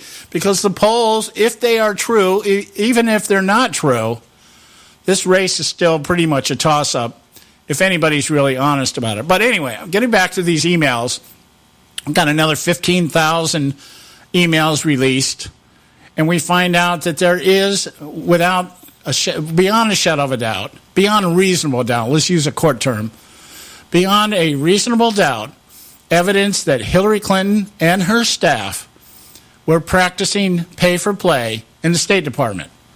Now, the left is spinning it like crazy. I think when things like this surface, one of the things I really find fascinating is just how quiet the White House really is on this stuff. We don't see, or we're not hearing the press questioning Josh Earnest about these emails. I'm not hearing it. I'm not hearing anything. If he is, it's not being reported. If they are asking him about this stuff, it's not being reported out there. They're asking about things going on in the White House, but they're not talking about what's going on with Hillary's campaign to Josh Earnest. And I guess purposely so. I guess maybe the White House has put that up there as We don't really want to get involved in this campaign, other than to say that Hillary Clinton is the most qualified person to run for president since Thomas Jefferson, as they're saying right now. But they don't want to get involved. They don't want to get mixed into this, And I bet you the press has been told, hands off. Don't be asking Josh Earnest about what's going on with the Hillary campaign. Don't ask what's going on in terms of the State Department's involvement with the pay for play, because that looks bad on Barack Obama. It's all about protecting his legacy to a great degree as he prepares for world domination, taking over the UN sometime after he leaves the White House, if he leaves the White House, okay? So anyhow, what we see here right now is that on August 22nd, Judicial Watch received 725 pages. I believe that equates to about 15,000 more emails through the Freedom of Information Act, and including overt pay-to-play examples between the Clinton Foundation donors and Hillary Clinton's State Department. If there's anything that troubles me more than anything else I'm seeing out here, I understand Hillary Clinton trying to cover her ass on Benghazi. I understand there may have been miscommunication. There may have been orders from the top to stand down to protect Barack Obama's re-election chances or whatever. I understand all that. But the fact that the State Department seems like day by day is proving to be perhaps as corrupt, if not more, than the Justice Department right now. Because they're doing the same thing. They deny that things exist, and all of a sudden they show up, and it's like, now people want that information released, and there's delays, and there's arguments made, and there's court proceedings to stop all these things to drag things out. Let's get beyond. We just got to stretch this thing out to November, and then after that we'll deal with it then. Okay, that's really what it is. And so what we'll do is we'll just string everything out right now until we get Hillary Clinton elected, and then at that time, we'll spend the next 4 years with Congress trying to impeach her, and it'll be the same old crap. And the left will just be able to continue to play it as that vast right-wing conspiracy. Now you don't want Hillary Clinton to succeed. Excuse me. You didn't want Barack Obama to succeed because he's black. And you don't want Hillary Clinton to succeed because she's a woman. And then what that will do, it will immobilize Congress once again, should the Republicans retain their majorities. And it'll be all over again. It'll be Barack Obama all over again. See, a lot of people think, oh yeah, this will be Barack Obama's third term, and there's going to be all this stuff that takes place, and we're going to move so much farther to the left. Well, that may be true to a certain degree, because she'll be able to select Supreme Court justices, and it'll be much easier for her to advance some of the leftist ideals that they want out there. The circumventing of the First Amendment, the circumventing of the Second Amendment, the influx of illegal immigrants coming into the country under whatever amendments they choose to pervert and twist to justify their actions. And you're going to have Supreme Court justices that will just basically rubber stamp everything. So you're not going to really have anything left to fight it with. But the establishment in the Republican Party will continue to do the one thing that they do best, and that is protect their own interest. And so they'll put the facade out there, and we'll have all these hearings, we'll have more committee hearings, and these things will drag out, and there'll be spin after spin, and argument after argument, and accusation after accusation. And in the meantime, the establishments on both sides continue to operate what's the word I'm thinking of? No one's really watching what they're doing. And it'll just continue to be another 4 years of establishment advancing their own personal interests at the expense of the American people, Congress trying to make an appearance that they're doing something, but actually not doing anything. And that's what I think for the most part, that's what it will be. Now, we're going to have some real issues with the Supreme Court. But, I'm kind of digressing here. I want to get back on this topic here, though, about the emails. It looks like that what we're saying is Huma Abedin, who we started talking about yesterday, we're going to spend a lot more time talking about this between now and the election. I think we really need to start taking a look at some of these major players on the Clinton side and what their part and their place in the entire operation, not only in Hillary Clinton, but the leftist movement on a big scale, pretty much across the board here. And so we have Huma Abedin set up a meeting for Crown Prince Salman of Bahrain, a prominent Clinton Foundation donor who donated $32 million to the Clinton Global Initiative after he was able to set up a meeting directly with the State Department. And the way this works is he went to the State Department, asked for a meeting, couldn't get the meeting, got a hold of Huma Abedin, by the way, or your friendly Muslim representative, and was able to, after donating or before donating, I don't know when the donation took place, but he got the meeting he wanted, and subsequently the Clinton Foundation ended up with $32 million of his money. All right?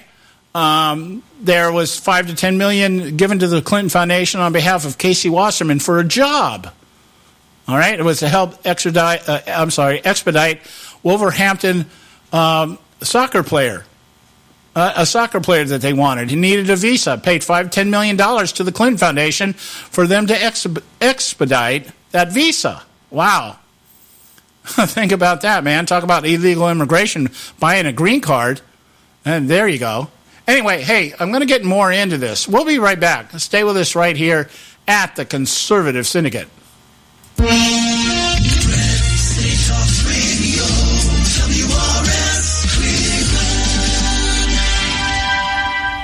Hey, I'll make you a deal. Give me 60 seconds, and I'll give you directions to the Fountain of Youth. Okay, I'm joking. Well, kind of joking. No fountains, but youth, I got Nature's Youth and their premier anti-aging product, Nature's Youth RSF. With your sensible diet and exercise plan, Nature's Youth RSF can help you look and feel better. RSF is an all-natural amino acid supplement that supports your body to naturally increase HGH levels without any synthetic hormones. And elevated HGH levels can contribute to increased energy, improved libido, reduced body fat, and improved exercise capacity. Let's be honest, who doesn't want to look and feel younger? Visit the newly designed website at naturesyouth.com or call 800-333-6923. That's 800-333-6923, and like them on Facebook, and you'll be included in contests and exclusive offers. What a deal. Oh, speaking of deals, my time's about up. 800-333-6923 or naturesyouth.com. Who needs a fountain anyway? Call today. Expand your life with Expandovite. When I had a heart attack at 42, I was not sure what the future held. But a year later, the doctors could find nothing wrong with me and took me off all my medication. What did I do?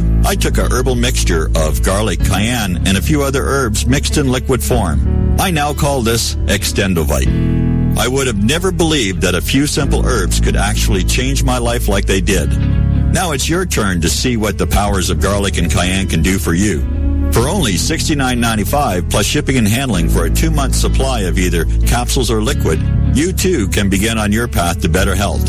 For more information, call 1-877-928-8822. That's 1-877-928-8822. Or visit our website at heartdrop.com. Expand your life with Expandovite. I've owned my company for 14 years now, and I can tell you that payroll is a 4-letter word. I hate doing it. It eats up hours I don't have, and it costs me money I could be saving.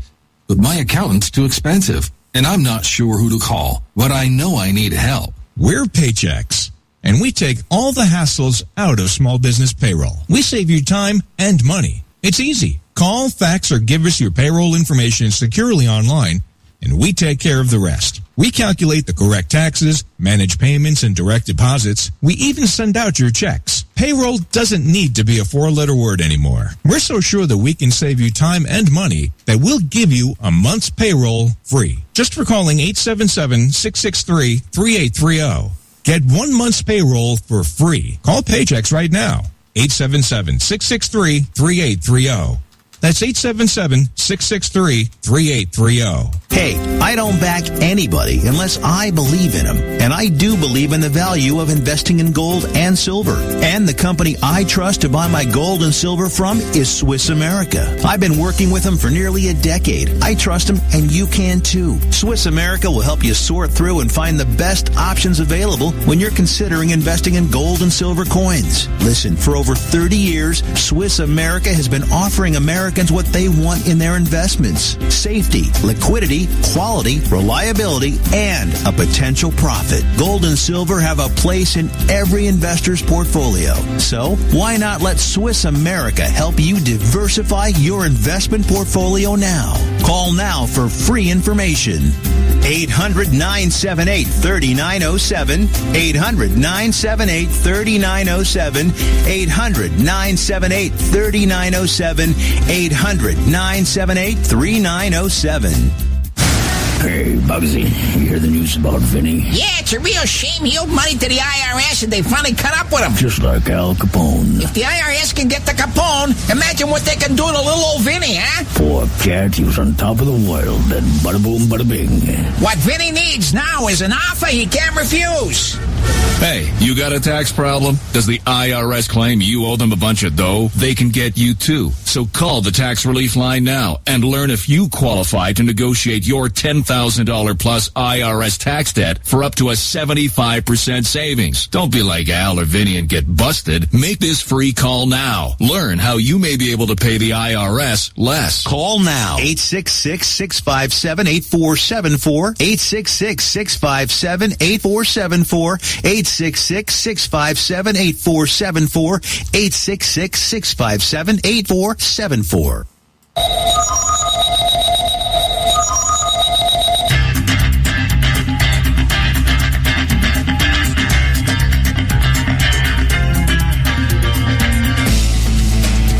And we are back, and you are listening to the Conservative Syndicate, real conservative talk from real conservatives, and we're glad to have you with us this afternoon. I'm glad you take the time to listen to us. And I know, sometimes I just know sometimes it can look like we're rambling, like, what are you really getting to? Get to the point, John, that kind of thing. I don't really like to do that. I like to spend time kind of dancing around with things and eventually coming to a point. And if you've listened to the show at all, you notice that sometimes I go on different threads. I might veer off someplace for a while, but I'll almost always bring it back to the main topic at hand here. And when we talk about the Clinton Foundation, what's going on here, I cannot for the life of me figure out why anybody on either side of the aisle is not just totally bent out of shape about the pay-for-play thing. I mean, this is the key to politics. It's not that that there aren't crooked politicians. It isn't that people don't do this and haven't done it. Maybe from the beginning of the establishment of a republic, there were probably favors being granted. Of course, not as much then as there is now because, there wasn't as much money. There wasn't as much at stake outside of just the individual. We didn't have, quote unquote, millionaires and billionaires. We didn't have global influxes of income and everything else that goes on today. We don't have an entire global economy. Global organizations all working to centralize everything into one little pot like we did. That wasn't going on when our country was founded, when our republic was established. But today, that's what it's evolved into. And the fact that anybody in politics would not see the threat of allowing something like the Clinton Foundation, and the Clintons for that matter, just the existence of the Clintons for so many decades here, going on 5 decades, and nobody has said, you know what, we need to exile these people out into oblivion somewhere because they really threaten the entire establishment of politics. Because that is the premise, that if you lose the trust of the people you're governing, or the people that you're representing in our case, not the people that are governing us, the people that we have elected to represent us. We tell them how we want to be governed, and we hold them to that standard. And so that can only mean one thing. What it can only mean that the organization that doesn't care about the people that are being represented is powerful enough that they can discard us and throw us aside. And I guess that's pretty much what's been going on. If we're really honest with ourselves, we the American people, we the electorate, we the one who elect these people. And it certainly explains the phenomenon that we have going on right now, that you have on the left a number of people, a great number of people in this country that have decided that their security and safety is dependent on what the government does for them, versus almost equal proportion of people who say, no, the government was never supposed to be this way, was never supposed to interfere in my life, in my personal doings, and the welfare of my family and everything else. Their job was to protect our borders and to protect my rights. And now you want me to give these rights up because somebody on the other side of the aisle wants everything given to them. They want to be taken care of. And here's the problem, is that both aspects, or both sides of what I call the political asylum, want the same thing. They want this globalization. They want this nationalization, nationalization of statehood. They want everything put under the central government, and they want the globalization, all of us to kind of mold and transform and morph into one large collective by which a few people will make decisions for everybody. And that's supposed to be the key to peace. A benevolent dictatorship. There's never been a dictatorship that's benevolent.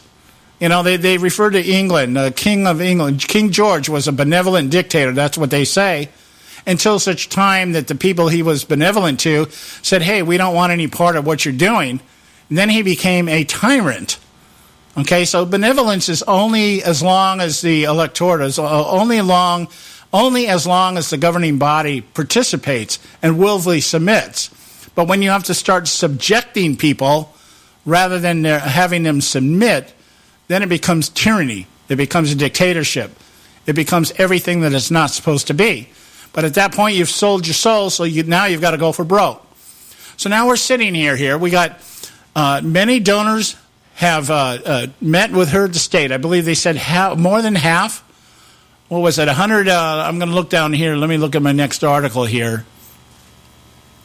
Somewhere around 185 of 154 people from private sector. Now, I want to spend a few moments talking about this because, again, everything's in the words.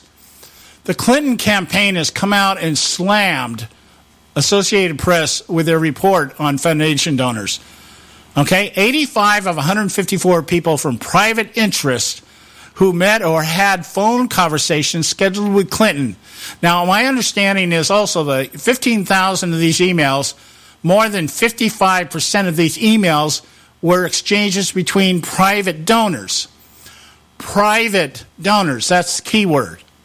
Okay, 15,000. That means over 7,500 of these emails were exchanges between the Clinton Foundation, Clinton or representatives or whatever, and private sector. Now, the Clinton campaign, is coming out and complaining that the AP distorted these numbers, that their research is flawed, and the excuse that they give. I'm going to read you a paragraph here, a couple of paragraphs here. Dylan Stableford over at Yahoo wrote this. Clinton campaign slams utterly flawed AP report on foundation donors. Hillary Clinton's presidential campaign is slamming an Associated Press report that more than half of the people outside the government that she met, outside the government, there's the key words, that she met while she was Secretary of State, donated to the Clinton Foundation. It cherry-picked a limited subset of Secretary Clinton's schedule to give a distorted portrayal of how often she crossed paths with individuals connected to charitable donations to the Clinton Foundation. Clinton campaign spokesman Brian Fallon said in a statement on Tuesday, which was yesterday. According to the AP's review of the State Department calendars, at least 85 of 154 people from private interest, again, key word there, private interest, who met or had phone conversations scheduled with Clinton while she led the State Department, donated to her family charity, or pledged commitments to its international programs. Combined, the 85 donors contributed as much as $156 million, the AP reported, which, by the way, happens to be pretty close to the income that has been reported the Clintons have earned since she became Secretary of State. At least 40 donated more than $100,000. Excuse me. 20 gave more than $1 million. And so what the Democratic nominees team is saying, it's utterly flawed data. Now, this is their response. Remember, I'm keying here on the words private sector, private donors, all right? The data does not account for more than half of her tenure as secretary, Fallon said, and it omits more than 1,700 meetings she took with world leaders, let alone countless others she took with other U.S. government officials while serving as Secretary of State. Just taking the subset of meetings arbitrarily selected by the Associated Press, it is outrageous to misrepresent Secretary Clinton's basis for meeting with these individuals. So what Clinton's campaign is responding and saying, she met with all these 1,700 meetings with other government officials within the United States and other foreign governments. But that's not what we're talking about here, because neither one of those meetings involved money coming into the Clinton Foundation. The money coming into the Clinton Foundation was coming in from private sector. So what they're saying is, well, she met with a lot of people, and she talked with a lot of people. And because of that, to simply pick these people from private sector as a subset and say, well, these people gave all this money and they got all these meetings, that somehow paints her in a less than favorable view, there's the play. There's your liberal doublespeak. She's done so much. She did so much as Secretary of State with other governments and within our own government. This idea that you've picked out 154 private investors, private donors, who gave over $156 million in a matter of 4 years, this is the vast right-wing conspiracy. You guys are conspiring against Hillary Clinton, who's done so much. And the Clinton Foundation has done so much for people in the world, and they've accomplished so much. And they've been done such charitable work. They're such great people, and they've done such great work, and they're above board, and they're ethical and everything else, okay? Yeah, well, we know that reports are coming out that 10 cents for every dollar out of the Clinton Foundation actually went into some kind of activity involving a charity of some kind. My understanding is they're still waiting down in Haiti for the hospital or schools or whatever it is they were supposed to be built down there. But the play on words here is, it's like everything else. It's like the emails when she was the State Department. All these emails, and the 30,000 we deleted were personal. Personal emails didn't really involve anything to do with government, but they did. And here we have the Clinton campaign once again trying to play it off as saying, oh, you guys picked 154 people out of 1,700 and said, oh, this is bad, this is bad. Well, those were private sector people that gave money for favors. Prove to me that other governments were giving money for favors. I don't think you're going to find that, because that's not within the capacity. It's not what other governments really need to do, unless they do it and channel and launder the money through what? Private sector people. This is private sector versus public. This is dealing with private sector people receiving money versus doing your job as Secretary of State with government officials. There's a big difference, and that is where the attention needs to be paid. We got to do a short break here. We'll be right back. Stay with us right here at the Conservative Syndicate. A healthy attitude toward human politics will be relentlessly cynical. Consider us health food for the heart, mind, and soul. TheConservativeSyndicate.net. Real conservative talk from real conservatives.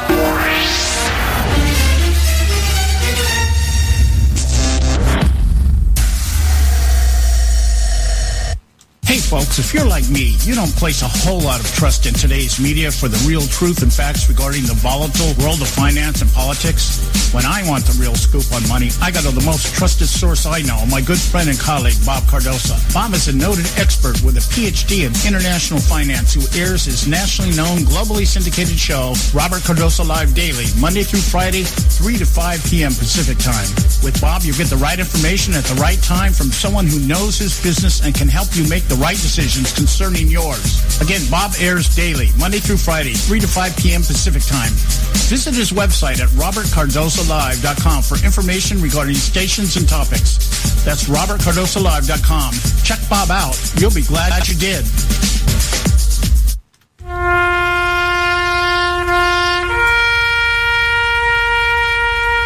Read something recently worth thinking about. It's the soldier, not the campus organizer, who's given us freedom to demonstrate. It's the soldier, not the reporter, who's given us freedom of the press. It's the soldier, not the poet, who's given us freedom of speech. It's the soldier who serves under the flag, who defends the protesters' right to burn the flag. Isn't it time now to demonstrate that we support our troops? Were it not for the brave, there'd be no land of the free. Fred Thompson's message was brought to you by citizensunited.org.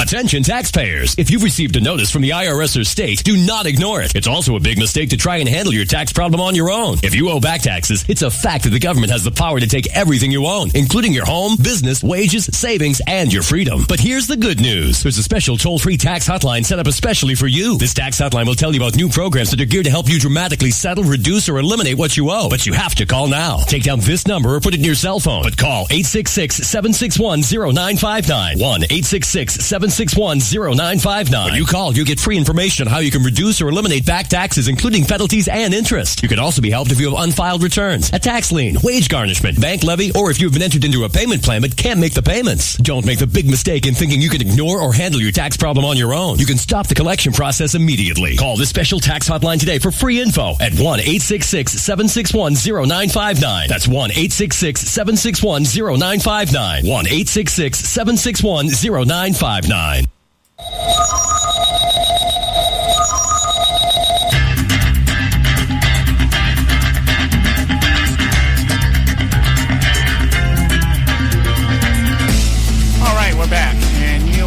Listening to the Conservative Syndicate, Real Conservative Talk from Real Conservatives. I'm your host, John Matthews, along with Joe Hakos.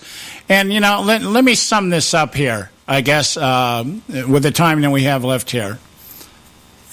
Let me sum it up this way.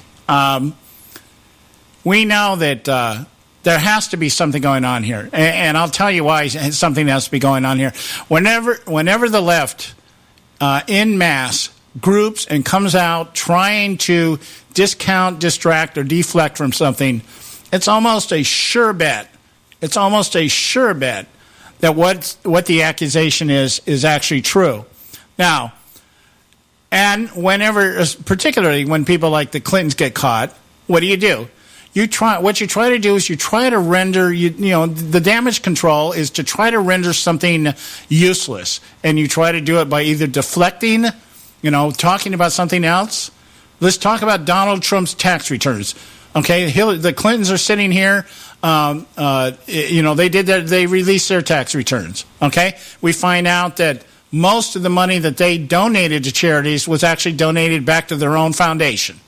Okay, but let's not talk about that. Let's not talk about the ethics of that, or even the practicality, or even the appearance of what it appears to be. Let's talk about the fact that Donald Trump, who's under audit right now, won't release his tax returns. And that's the issue. And let's not talk about why do we have to do this anyways. Why did we start releasing tax returns of people that are running for president? Well, apparently it started from Richard Nixon, who had some ethics being questioned. See, he was his behavior, and he was being accused perhaps of not doing things above board. And so he said, well, I'll release my tax return so that you guys can tell, look, quote unquote, I'm not a crook. Okay? And so somehow that was picked up as a tradition. And every president has been, hammered for either not doing it or doing it or something they find when they do it, that kind of thing. So here we have the Clinton Foundation trying to push us off into old news, irrelevant news, however they want to spin it by doing what? The Clinton Foundation moved to head off ethics concerns. See, it's to head off the concern, not address the concern, but head off the concern, to try to nip it in the bud. Let's do something or say something that will render this a useless, irrelevant topic so that we can quickly file it into our vast right-wing conspiracy bin. And every time that people bring it up from this point forward, we can say, that's old news. That's just another vast right-wing conspiracy, and it's old news. Let's not talk about it anymore. Let's talk about the issues. And the issues is, where is Donald Trump's tax return? That's how they want to address things. I'm still waiting for Hillary Clinton to talk about the issues. She's saying, Trump's out there, he's talking about the issues. So, yeah, okay, we don't have details. We don't have details from Clinton either. What has she been telling? What has she been expounding on? I'm going to give free college kids. How are you going to do that? We're not hearing the details of that. We're not hearing how she's going to, what she's going to do with this influx of immigrants coming in from Syria and over in the Middle East theater. We just hear, it's the American thing to do. That's who we are. Okay, well, what does that mean? What's it going to cost? What's the possible detriment of bringing in people here that we don't know who they are? That's not the issue. The issue is, where's Donald Trump's tax returns? That's the issue. Donald Trump's a racist. He thinks all Mexicans are rapists. He's never said that. But the issue is, he said that they send us rapists and drug addicts and drug dealers, which they do. And if you don't think that's true, I just refer you back to the Mario boat lift back in the 60s under Jimmy Carter, who opened the borders and said, you're welcome to come into the country, until Castro said, I'll get rid of all my trash. I'll send it all upstream, up to America. So, it's that kind of stuff. But anyway, the Clinton Foundation is moving to head off ethics concerns. When we say the Clinton Foundation, we're talking about the Clintons. We're not talking about the foundation. We're talking about the Clintons. It's like saying the U.S. is saying this or that when they don't want to say Barack Obama is saying this and that. It keeps his name out, and it makes it look like it's a much bigger decision, more people involved in the decision process and everything else. So Clinton is saying, Bill Clinton is saying, if Hillary is elected, Bill says that he will step down from the foundation's board and stop fundraising for it. That's a lie in and of itself. You know what they'll do? They'll send Chelsea out to do it. And I guarantee you, whatever Bill Clinton does, it just won't be out there. They'll find some other way to do it. They'll find some other, we just don't send Bill Clinton. We'll send somebody else. We'll send somebody by proxy out there. Let's send Chelsea out there to get paid $250,000, $300,000 a speech so that she can come in and tell you what a great grandma her mother is. And one of the things I'm hearing in the press now more and more referencing is to Hillary Clinton's status as a grandmother, the grandmother of two. I think I read it in the other article. Had nothing to do with what the topic of the article was about, but we had to put it out there. We're talking about a grandma now. We're talking about a real American, that kind of thing. So he's going to step down from the foundation's board and stop all fundraising. The foundation would also accept donations only from U.S. citizens and what are described as independent philanthropies, meaning charities. Would no longer take gifts from foreign governments. See, they're admitting everything that they know is not ethical. Taking money from foreign governments, we just won't do it anymore. We've made our $156 million. We just won't do it anymore. And we'll only do through U.S. companies or corporate charities. Yeah, how do you do that? Send your bundlers back out there. Get your bundlers back out there and bundle that money up from all these private sector people and then just put it en masse into the corporation. Or maybe don't even bundle it. Send it in small bills, small unmarked bills, maybe foreign currency like the Iran ransom, just to make sure that it can't be tracked, just to make sure that nothing looks too big until such time that it doesn't matter anymore. Because 4 years of Hillary Clinton might be enough, just be enough, that we get away. The First Amendment is sequestered to some degree, and we can't report on things like this because it's bad for the country to think or to know or to understand that the people leading them are crooks.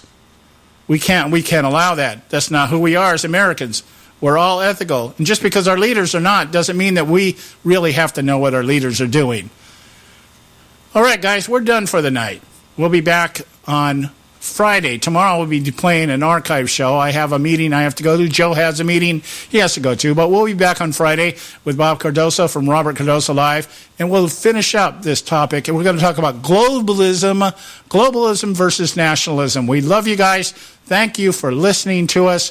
And we appreciate your loyalty. Visit our website at theconservativesyndicate.net. We'll talk to you tomorrow.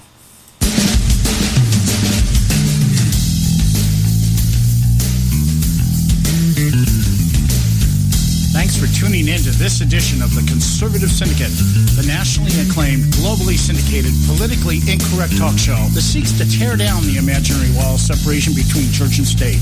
We want to make you aware you can find and access all our show archives at our website, theconservativesyndicate.net, as well as our broadcast stations and times. That's theconservativesyndicate.net. We so appreciate you taking the time to tune in, and we so look forward to continuing to bring you the best in uncompromised talk radio available on the net today. And remember, folks, it doesn't matter how many times you get knocked down in life. It only matters how many times you get up. I'm John Matthews, along with Joe Hako, signing off until next time right here at the Conservative Syndicate. God bless you, and may God continue to bless America.